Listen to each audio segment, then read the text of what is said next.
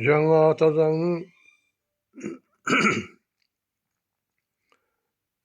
проектісінде, жобасында, қазір ұсынып жатқан жоба ғой енді. Депутаттар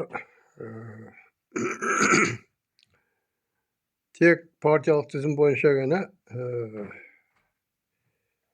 өтеді деген сөз жүр екен дейді.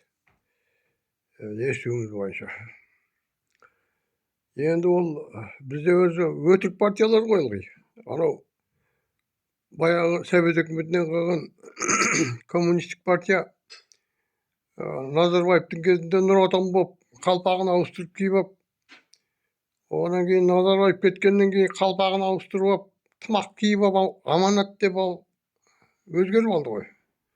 Сол сияқты қалпағын, тонын ауыстырған бір жалаңаш партиялар ғой бізде, қолдан жасалған. Ал енді ондай партиялар кімді жарылқайды? Өзі дұрыс емес партиялар.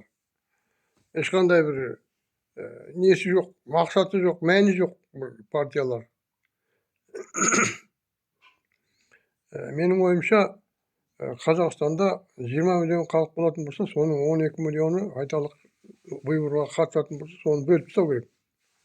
Аудан, облыс. Сонда мысалы үшін 120 депутат болса, соның бір депутатқа қанша халық келеді?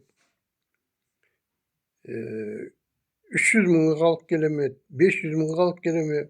Сол 500 мың адамға бөліп, аудан, ауыл болып, өз депутаттарын солай сайлау керек.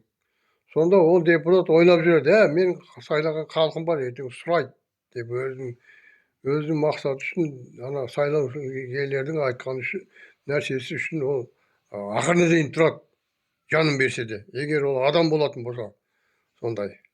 А егер ол өйтпеген жағдайда, мына партиялық тізімнен ылғи бір алаяқ қулар, соғылғандар, мансапқорлар, жемқорлар, алаяқтар кіреді, қазіргі депутаттар сияқты. Неше түрлі депутат жүр ғой қазір.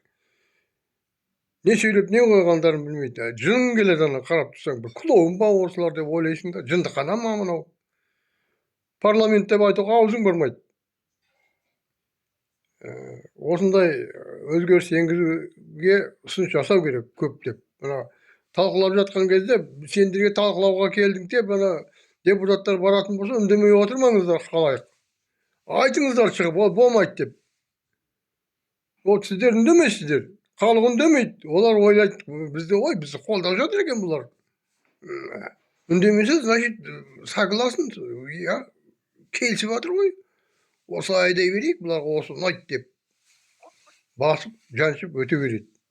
Сондықтан ана баптарды оқыған кезде сайлау туралы, президент туралы айтылған нәрселерге баса көңіл бөлу керек. Енді президент туралы немене айтылған парламенттің билігін құзыреттерінің көбін алып алған президент деген әңгімелерді айтып жатыр біреулер. Оны қарау керек тағы да. Енді мен өзім ауырып жүргеннен кейін еріксіз ойлар мазалап осыны айтып жатырмын. Тағы да егер мүмкіндігім болатын болса, шығып ол туралы айтамын.